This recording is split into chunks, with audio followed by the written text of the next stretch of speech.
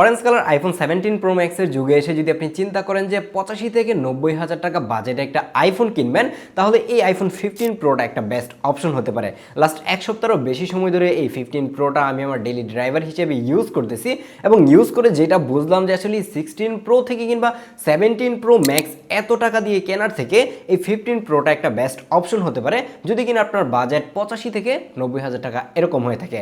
আর আপনি যদি এই সময় এসে মানে 25 সালের লাস্ট সময় এসে একটা 15 প্রো কেনার কথা চিন্তা করে থাকেন, তাহলে এই ভিডিওটা শেষ পর্যন্ত দেখবেন, তাহলে বুঝতে পারবেন যে আসলে কেন এই 15 প্রোটা এই সময় এসে একটা বেস্ট ডিল। তার পাশাপাশি জানাবো যে এটার মধ্যে iOS 26.0.1 এর যে লেটেস্ট সফটওয়্যারটা রয়েছে সেইটা আসার পরে এটার মধ্যে কি কি প্রবলেম এসেছে এবং কি কি বাগ ভাল্লুক আমরা দেখতে পেয়েছি সেই ব্যাপারে আপনাদেরকে একটা আপডেট দিব। যারা হচ্ছে যে নতুন সফটওয়্যার আপডেট দিতে চাচ্ছেন আপনার অলরেডি ইউজ করা 15 প্রোতে, তারাও এই ব্যাপারে ক্লিয়ারলি একটা ধারণা পাবেন যে আসলে ডিসপ্লের মধ্যে কোনো ধরনের প্রবলেম হয়ে যায় কিনা, কারণ এই রিস্কে অনেকেই থাকে এবং এই কারণেই দেখা যায় যে অনেকেই লেটেস্ট যে সফটওয়্যারটা রয়েছে সেটা ইনস্টল করতে চায় না। যাই হোক, আপনি যদি প্রথমেই 15 প্রো এর ডিজাইনের দিকে তাকান তাহলে কোনো চেঞ্জ দেখতে পাবেন না, কিন্তু অ্যাপেল এই 15 সিরিজে এসে একটা রেভলিউশনারি চেঞ্জ নিয়ে আসছিল। সেই চেঞ্জটা হচ্ছে যে টাইপ সি পোর্ট, এবং এইটা সত্যি বলতে অনেক অনেক বেশি ইউজফুল। কারণ আপনি যখন হচ্ছে এর আগের যে ওল্ডার মডেলগুলো রয়েছে সেগুলো ইউজ করবেন তখন আপনাকে একটা লাইটেনিং কেবলওয়ালা চার্জার নিয়ে ঘুরতে হচ্ছে, কিন্তু যখন আপনি 15 সিরিজের একটা ডিভাইস ইউজ করবেন তখন যদি শুধুমাত্র আপনার ব্যাগে একটা চার্জার রাখেন তাহলে আপনার অ্যান্ড্রয়েড ফোন থেকে শুরু করে ম্যাকবুক যা যা আছে সব কিছুই কিন্তু চার্জ করতে পারতেছেন। এক্সট্রা কোনো কিছু কিন্তু আপনাকে ক্যারি করা লাগতেছে না। তার থেকে বেশি ইউজফুল ব্যাপার হচ্ছে যে এই টাইপ সি পোর্ট দিয়ে আপনি অনেক ধরনের অ্যাক্সেসরিজ এটার সাথে কানেক্ট করতে পারবেন, যেটা আমরা এর আগে আইফোনের মধ্যে খুব বেশি একটা কিন্তু করতে পারতাম না। যেমন ইউজফুল ফিচারের মধ্যে অন্যতম ফিচার হচ্ছে যে এটার মধ্যে আপনি একটা এসএসডি কিন্তু লাগিয়ে চাইলে ভিডিও রেকর্ড করতে পারবেন। এই ব্যাপারটা আমার কাছে অনেক বেশি ইউজফুল মনে হচ্ছে, বাট এটা আমি এখন পর্যন্ত ট্রাই করি নাই। যাই হোক, তারপরে যে চেঞ্জটা আসছে সেটা হচ্ছে যে 15 থেকে তারা ফোনের মধ্যে টাইটানিয়াম ইউজ করতে শুরু করেছে। এর আগের যে প্রো এবং প্রো ম্যাক্স মডেলগুলো ছিল সেগুলোর ফ্রেম হিসেবে কিন্তু তারা স্টেইনলেস স্টিল ইউজ করতো, বাট এই প্রথমবারের মতো কিন্তু তারা এসে টাইটানিয়াম ইউজ করতে শুরু করেছে। এই টাইটানিয়াম ইউজ করার ফলে আপনি যখন হাতে নিবেন তখন অনেক বেশি কমফোর্টেবল লাগে। শুধু টাইটানিয়ামের কারণে না, কারণ হচ্ছে এই 15 প্রো এর যে এজগুলো রয়েছে সেটা অনেকটাই কিন্তু কার্ভ করে দেওয়া হয়েছে, যার কারণে হাতে নিতে অনেক বেশি কমফোর্টেবল লাগে। এর আগে যখন আমি 14 প্রো এবং 14 প্রো ম্যাক্স ইউজ করেছি সেটা হাতে নিলে মনে হয় যে হাতটা কেটে যাবে, এরকম একটা অবস্থা, খুবই আনকমফোর্টেবল লাগতো। আর এই 15 প্রোতে টাইটানিয়াম ইউজ করার ফলে কিন্তু ফোনটা অনেক বেশি লাইট ওয়েট হয়েছে।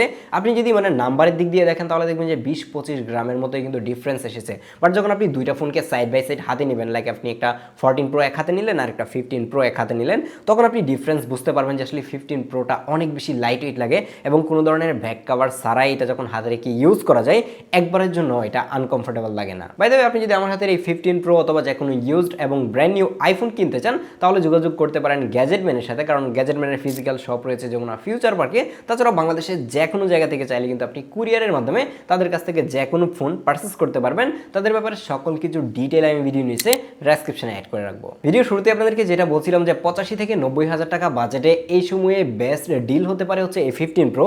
এর অন্যতম একটা কারণ হচ্ছে এটার ডিসপ্লে, কারণ 14 প্রো এবং 14 প্রো ম্যাক্সের ডিসপ্লেতেও টুকটাক গ্রিন হয়ে যাওয়া কিংবা পিঙ্ক হয়ে যাওয়ার প্রবলেম রয়েছে, বাট 15 প্রোতে এসে এ ধরনের কোনো প্রবলেমই কেউ ফেস করে নাই। ইভেন গ্রিন লাইন পড়ার চান্সও কিন্তু অনেকটাই কম, অনেক কম মানে অনেক কম, যার কারণে কিন্তু এইটা একদম নির্দ্বিধায় কেনা যায়, কোনো প্রবলেম আপনি ফেস করবেন না। এই জায়গায় ডিসপ্লে হিসেবে থাকছে হচ্ছে 6.1 ইঞ্চির একটা LTPO super retina XDR OLED display. অবশ্যই এটা প্রমোশন ডিসপ্লে, মানে 120 হার্জের একটা ডিসপ্লে এবং এটার পিক ব্রাইটনেস কিন্তু এখন 2000 নিটস। যে জায়গায় হচ্ছে চাইনিজ কোম্পানিগুলো দেখা যায় যে 20,000 টাকা কিংবা 22,000 টাকার একটা ফোনের মধ্যে 4000 কিংবা 6000 নিট পিক ব্রাইটনেস দিয়ে রাখে, সেই জায়গায় অ্যাপেল কি এই জায়গায় আপনাকে ঠকাচ্ছে? ব্যাপারটা একদমই এরকম না।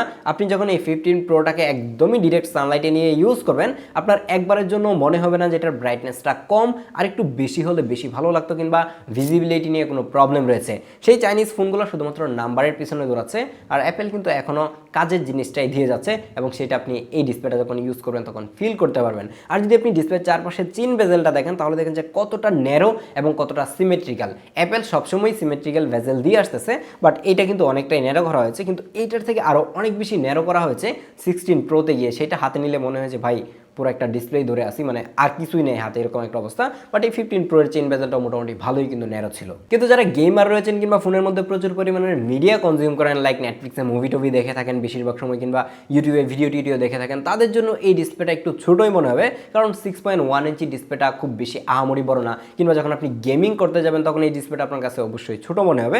তো যাদের কম্প্যাক্ট ফোন পছন্দ তারাই কিন্তু এই ধরনের প্রো সিরিজের ফোনগুলো কিনে, যারা একটু বড় ভিগার স্ক্রিন দরকার হয় এই টাইপের ফোন পছন্দ করে থাকে তারা দেখা যায় যে ম্যাক্স সিরিজের ফোনগুলাই কিনে। এবং এই বাজেটে যদি আপনি ম্যাক্স ফোন কিনতে চান তাহলে 14 Pro Max যেটা রয়েছে সেটা কিনতে হবে, কারণ হচ্ছে আপনি 15 Pro Max এই দামে কখনোই পাবেন না।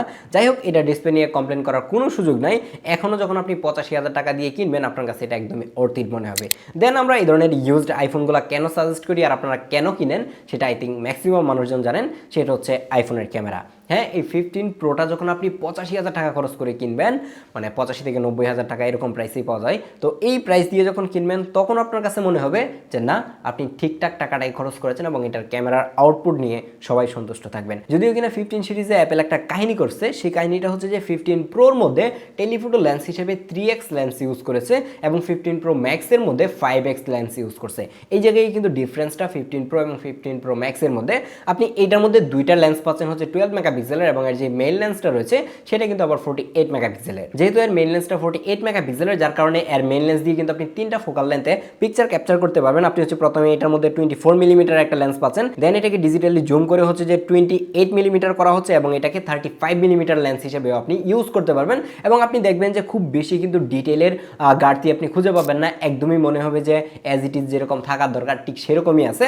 খুব বেশি কিন্তু ডিজিটাল জুম করলেও ডিটেলের লস আমি দেখতে পাই নাই। দেন যখন আপনি আলট্রাওয়াইড এবং মেইন লেন্সের পিকচারগুলো দেখেন যে খুবই ভালো পিকচার কিন্তু ক্যাপচার করতে পারে, খুবই ভালো পরিমাণে ডিটেল এবং শার্পনেস রাখতে পারতেছে। তার পাশাপাশি আইফোনের ডাইনামিক লেন্স নিয়ে তো কমপ্লেন করার কোনো সুযোগ নাই, খুব ভালো পিকচার কিন্তু এখনও ক্যাপচার করতে পারে। আপনি যদি এই 15 Pro এর সাথে এখনের যেই 17 Pro Max কিংবা 17 Pro রয়েছে সেইটার পিকচার কম্পেয়ার করেন, তখন আপনি মাঝে মাঝে কনফিউজড হয়ে যাবেন যে আসলে কোনটা 15 Pro এর পিকচার এবং কোনটা 17 Pro এর পিকচার। ডিফারেন্সটা কিন্তু একদমই আকাশ পাতাল, যে ব্যাপারটা এরকম না। যারা ফটো নিয়ে অনেক বেশি ঘাটাঘাটি করে, ইমেজ নিয়ে অনেক ভালো জানে, তারাই হয়তো এই ব্যাপারটা নোটিস করবে। আপনার মতো আমার মতো কনজিউমার যারা, তারা ম্যাক্সিমাম টাইম এই ব্যাপারটা নোটিসই করতে পারবে না যে আসলে কোনটা দিয়ে তোলা হয়েছে। যার কারণে আমি সবসময় বলি যে 1-2 বছর পুরাতন যে আইফোনগুলো রয়েছে সেইগুলাই হচ্ছে যে বেস্ট ভ্যালু ফর মানি। কিন্তু দেখা যাচ্ছে সেই ইউজড ফোনগুলো কিনতে গেলে আমরা ম্যাক্সিমাম টাইম ঠকে যাই। দেখা যায় যে রিফাবলিশড ফোন কিংবা ব্যাটারি বুস্ট করা, ব্যাটারি চেঞ্জ করা, ডিসপ্লে চেঞ্জ করা, এই ধরনের ডিভাইসগুলো কিনে আমাদের এক্সপিরিয়েন্স খুবই বাজে হয়ে যায়। দেন আমরা ইউজড ফোনের থেকে মুখটা সরাই নেই। বাট যখন আপনি একটা অথেন্টিক ফোন দেখে শুনে বুঝে কিনতে পারবেন, সেটা আপনার জন্য অবশ্যই ভ্যালু ফর মানি। 15 Proতে যে 12 মেগাপিক্সেলের 3x টেলিফোটো লেন্সটা রয়েছে, এটা দিয়ে যখন আপনি পোর্ট্রেট ফটোগ্রাফি করবেন সেগুলো অস্থির লেভেলে আসতেছিল, খুবই ভালো পরিমাণে ডিটেল এবং শার্পনেস থাকে। আর আইফোনের এইচডিটা একটু কিন্তু বরাবরই ভালো হয়ে থাকে, বাট আমার কাছে পার্সোনালি স্যামসাংয়ের এইচডিটা বেশি ভালো লাগে। এনিওয়ে, আপনারা যারা আইফোনের পিকচার পছন্দ করেন তাদেরকে অন্যদিকে মুভ করানোর সুযোগ কিন্তু একদমই নাই। এটার মধ্যে 5x লেন্স ইউজ না করা হলেও আপনি কিন্তু চাইলে পোর্ট্রেটে গিয়ে ডিজিটালি 5x পর্যন্ত জুম করে পিকচার ক্যাপচার করতে পারবেন, এবং এইটা 1x থেকে শুরু করে 5x পর্যন্ত একদমই স্মুথলি কিন্তু জুম ইন জুম আউট করতে পারবেন। এবং আপনার যেই ফোকাল লেন্থ দরকার কিংবা যতটুকু জুম করা দরকার ঠিক ততটুকু জুম করে কিন্তু আপনি পিকচার ক্যাপচার করতে পারবেন। কিন্তু আমি এটা দিয়ে ম্যাক্সিমাম টাইমই হচ্ছে যে 3x এই পোর্ট্রেটগুলো তুলেছি, এবং এই স্যাম্পলগুলো যেগুলো দেখতে পাচ্ছেন প্রত্যেকটা স্যাম্পলই কিন্তু 3x এ তোলা, এবং 5x এ যখন আপনি তুলবেন তখন কিছুটা ডিজিটাল নয়েজ এবং শার্পনেসের ঘাটতি দেখতে পাবেন। কিন্তু আপনি যদি প্রপার লাইট কন্ডিশনে পিকচার তোলেন তাহলে কিন্তু বেটার আউটপুট বের করে আনা পসিবল। কিন্তু আমি ডিজিটালি জুম করতে খুব বেশি একটা রিকমেন্ড করবো না। আর হচ্ছে যে 5x এ যাওয়ার পরে মানে ফোন একটু কাপাকাপি করে, ওইটা আমার কাছে অ্যাপ্রোপ্রিয়েট মনে হয় না। যেমন দেখেন যে 17 Pro Max এ এসে কিন্তু আইফোন নিজে থেকেই 5x সরিয়ে 4x বসায় দিছে, কারণ 5xটা অনেক বেশি হয়ে যায়। তো 4x এবং 3xটাই আমার কাছে পারফেক্ট মনে হয়। আপনার যেই ফোকাল লেন্থ দরকার হবে সেই ফোকাল লেন্থেই কিন্তু আপনি চাইলে পিকচার ক্যাপচার করতে পারবেন, এবং এটার পোর্ট্রেট নিয়ে কমপ্লেন করার সুযোগ নাই। যেই বাজেটে এখন পাওয়া যাচ্ছে সেই বাজেটে আমার কাছে ভালোই মনে হচ্ছে। দেন যদি আপনি ভিডিওতে আসেন তাহলে কেমন ভিডিও পাবেন চলুন আউটডোরে গিয়ে দেখে আসি। এখন যে ভিডিওটা দেখছেন এটা হচ্ছে 15 Pro দিয়ে সিনেম্যাটিক মোডে রেকর্ড হচ্ছে, এবং এটা সিনেম্যাটিক মোডে কিন্তু 4K 30 fps পর্যন্ত ভিডিও রেকর্ড করা যায়। এবং এটা দিয়ে আপনি সিনেম্যাটিক ভিডিও করা অবস্থায় চাইলে কিন্তু দেখেন 2x এ কিন্তু শিফট করতে পারতেছেন, এবং আপনি চাইলে হাতে জুম করে কিন্তু 3x পর্যন্ত পর্যন্ত জুম করতে পারবেন এবং 3x এর ভিডিওটা আই থিঙ্ক আজকে বুঝতেই পারতেছেন। আর এখন আমরা হচ্ছে 1x এ আবারও শিফট করবো। 1x এ যদি শিফট করি তাহলে এই যে এরকম একটা ফ্রেম পাবেন এবং এটার এইচডিটা কতটুকু ভালো করতে পারে সেটাও আই থিঙ্ক বুঝতে পারতেছেন। আমার কাছে যদিও কিনা পার্সোনালি 15 প্রো এর যে সিনেমেটিক মোড রয়েছে সেটা খুব বেশি একটা আহামরি ভালো লাগে না। আর এর ফ্রন্টে ইউজ করা হয়েছে একটা জাতিগত 12 মেগাপিক্সেলের ক্যামেরা এবং এইটা দিয়ে অনেক সুন্দর সুন্দর সেলফি তোলা ছিল। এই স্যাম্পলগুলো দেখে হয়তো বা আইডিয়া করতে পেরেছেন এবং ভিভিড মোড ইউজ করলে আরও বেশি সুন্দর লাগবে, বাট আমি র মোডেই তুলছি, কিন্তু ম্যাক্সিমাম টাইম আমি ট্রাই করি যে ভিভিড মোডে তোলার জন্য, নিজেকে একটু বেশি সুন্দর দেখানোর জন্য। বাট আপনারা যে স্যাম্পলগুলো দেখতেছেন এটা একদমই র, কোনো অবস্থাতেই এডিট করা হয়নি। যেহেতু এই আইফোন 15টা এখন 2 বছর পুরাতন একটা ফোন, এটার পারফরমেন্সের কী অবস্থা, আইফোনের পারফরমেন্স কতটা স্টেবল এবং কতদিন পর্যন্ত ভালো থাকে সেটা আপনারা নিজেরাও জানেন, যার কারণে পারফরমেন্স নিয়ে কথা বলে খুব বেশি একটা সময় নষ্ট করার দরকার নাই। এটার মধ্যে অ্যাপেলের A17 Pro 3 ন্যানোমিটারের যে চিপটা রয়েছে সেই চিপটা ইউজ করা আছে এবং এইটার পারফরমেন্স এখনও ভাই উড়াধুরা। এটা দিয়ে যদি আপনি গেমিং করতে চান, মানে একদমই প্রফেশনালি গেমিং করবেন, সারাদিন হার্ডকোর গেমার, আপনি সারাদিন গেমিং করতে চান, এই ধরনের ইউজারদেরকেও এটা সাজেস্ট করা যায় যে আপনি গেমিং করে মজা পাবেন, কোনো অবস্থাতেই গেমিং নিয়ে প্যারা খাবেন না। বাট আপনি যখন কাভার ছাড়া এই ফোনটা ইউজ করবেন তখন আপনি ফিল করতে পারবেন যে আপনার হাতে ডিম বাজার মতো অবস্থা হয়ে গেছে, কারণ এটা প্রচুর পরিমাণে ওভারহিট করে। আপনি যদি একটা কুলার আলাদা এক্সট্রা লাগিয়ে গেমিং করতে চান তাহলে যে কোনো ধরনের গেম প্লে করতে পারবেন। আর এটার মধ্যে যদি আপনি রেগুলার লাইফে ফেসবুক, ইউটিউবের মতো অ্যাপগুলো চালান, সেগুলা কেমন চলবে সেটা নিয়ে নতুন করে বলার কিছু নাই, যার কারণে 1-2 বছর পুরাতন যে আইফোনগুলো রয়েছে সেগুলোর পারফরমেন্স নিয়ে আমরা খুব বেশি একটা কথা কিন্তু বলি না, কারণ বলার দরকার নাই, এগুলো বলে সময় নষ্ট করার দরকার নাই। কিন্তু আপনারা মোস্টলি যেটার কারণে রিভিউ দেখতে আসেন সেটা হচ্ছে যে ক্যামেরা, যার কারণে ক্যামেরা নিয়ে আগে কথা বলেছি। দেন মোস্ট ইম্পর্টেন্ট পার্ট হচ্ছে ব্যাটারি ব্যাকআপ, এবং এইটার ব্যাটারি ব্যাকআপের কথা যদি বলি তাহলে ভাই খুব বেশি একটা আহামরি ভালো বলবো না, কারণ এটার মধ্যে একদমই ছোট পিচ্ছি একটা ব্যাটারি ইউজ করা আছে।